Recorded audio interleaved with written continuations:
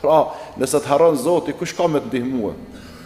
Edhe në këtë botë nëse të lënë Zoti, apo e shifni që familjar po të lëmë, apo e shifni që shoqënia e familja është duke u ndërtuar në baza të interesit. Jemi të shku ka një botë materialiste. Një materializëm i skajshëm është duke të dëpërtue nga prendimin vendet tona. Që do të thotë, me përhapjen e kësaj ideje të materializmit, materia, interesi është gjoja kryesore. Edhe veç ana materiale. Pak i kije sot dy që rrinë bashk, e pi një kafe a një qaj, që si lidh në interes material, apo në interesit dynjas.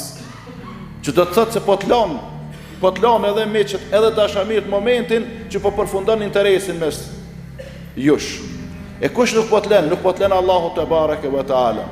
A dhe vllazët du të me punu për me shpëtue, se sinqerisht po e them, edhe ma të dashurit kanë mjëllon. Apo i shifni sa pleqe plaka kanë metë. Shumë për i kuptoj ata që kanë metë, kur s'po kanë trashëgimtar, s'po kanë djemë edhe vajza. Ha mos po më i kuptoj shembull me jetu njëri 70 vjeçar vetëm, kur i ka djemë të edhe vajza. Si a qelë derën as kush hiq. Po elhamdullah që e kanë Zotin.